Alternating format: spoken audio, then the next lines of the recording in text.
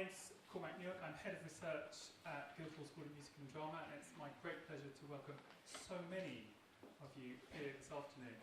I met some of my fellow presenters, well, I'm not really a presenter, some of the presenters in the lift coming up, and the general feeling was that we'd radically underestimated the importance and the interest that this subject holds for the artistic community in general.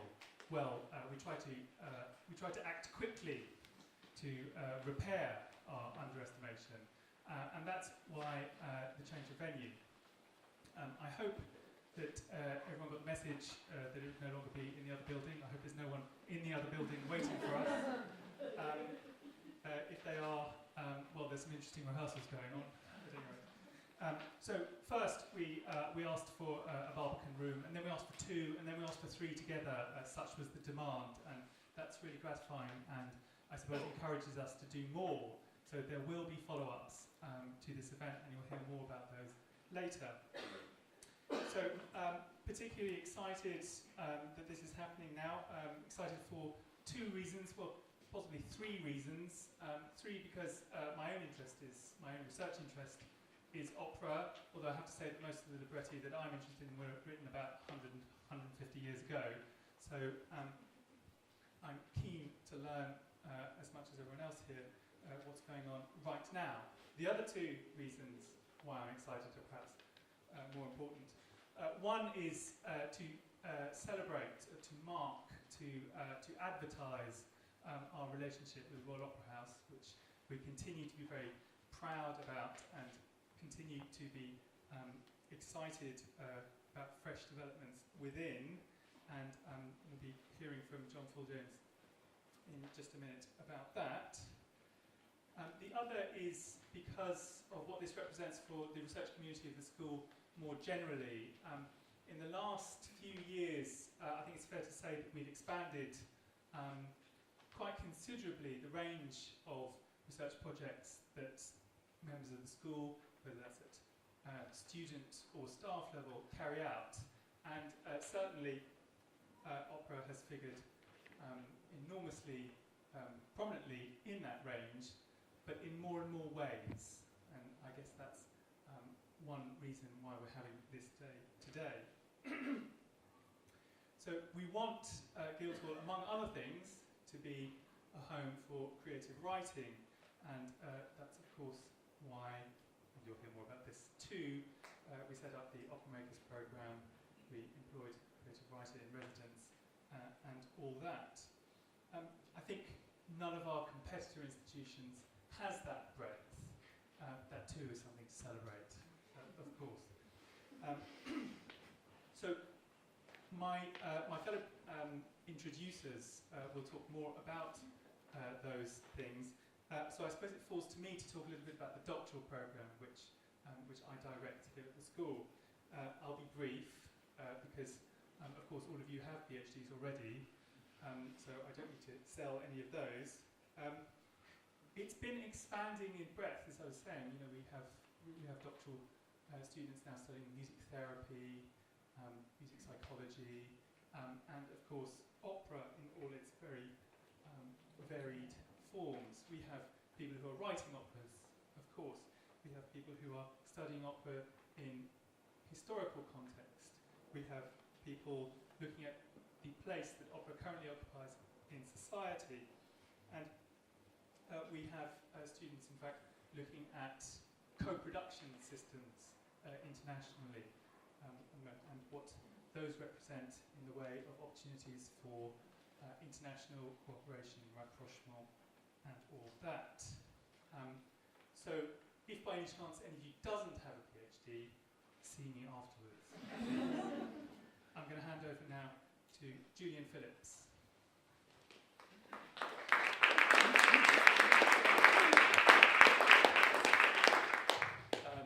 Thank you, Cormac. I know time is against us and we have a lot to pack in this afternoon, so I'm just going to give you a whistle-stop tour, if you like, of some aspects of our partnership with the Royal Opera House from a Guildhall end. It seems to me, looking back on it, quite inevitable that a school like Guildhall, that has schools of drama, of music and technical theatre should develop a real specialism around opera, which of course has an extraordinary and award-winning opera course. And so it always struck me as rather odd in an institution which had a music school and had composers that we didn't have writers in the mix alongside the drama course. And our partnership with the Royal Opera House and with John Fulljames particularly have allowed us to develop two initiatives, which I just very quickly flag up. The first is the Composer in Residence scheme that we've set up with the Royal Opera House. Philip Venables was the first composer on that scheme, and he'll be on a panel later, no doubt talking about his extraordinary operatic treatment of Sarah Kane's 448 Psychosis. That scheme is running, ongoing. Nama Zissa is the second composer in the scheme, and this year we're going to be recruiting a third composer for that scheme. And I think, John will probably talk a little bit about this. We feel very happy to be using the resources of a conservatoire in partnership with an opera company to help composers develop original and distinctive contemporary opera. The other initiative we created was an MA in opera making and writing, which was in a way a little bit of cultural and engineering to say opera isn't just a composer's form, it's a highly collaborative form which is about a partnership between a composer and a writer.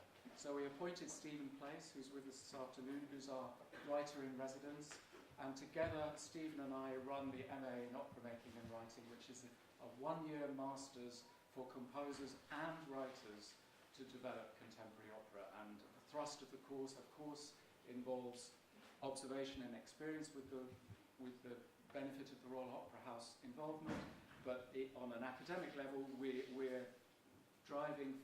coming at opera from both a composer's angle and a writer's angle.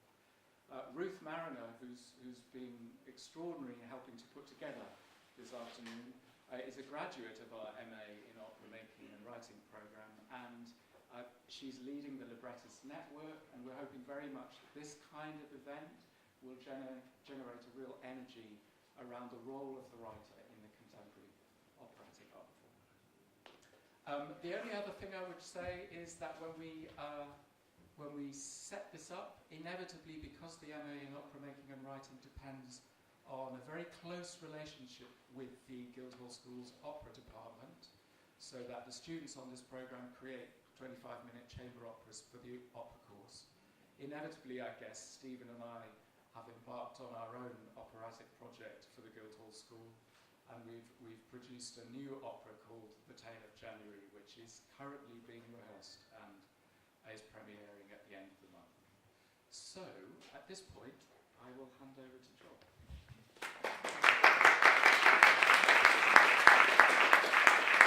Thank you, Julian. It's wonderful to be here and to be in such a full room. Just picking up on the back of what Cormac and Julian said about the relationship between the Opera House and the Guildhall, I think that partly is about talent development, as you've described. But I think beyond that, it's also about how we develop thinking, how we develop the way that we think about the art form of the future. There's something about opera houses which is a bit like a factory.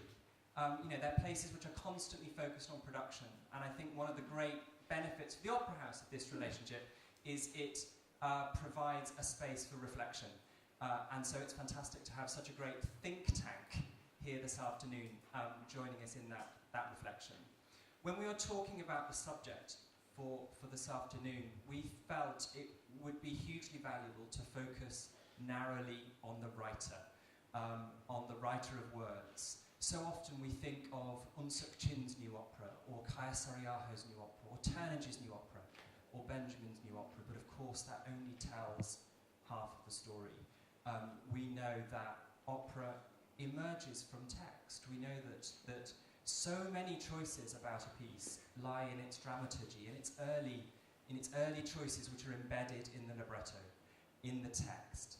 It will be invaluable, I think, this afternoon to dig into why writing text for music, how to write text for music, what is text for music, who should be writing text for music, if I think about the pieces which have really spoken to me over the course of the last decade, they've all been extraordinary pieces of music, but they've also been pieces which have made very specific choices in relationship to text. They've been pieces which have had something genuinely new to say about the relationship between text and music.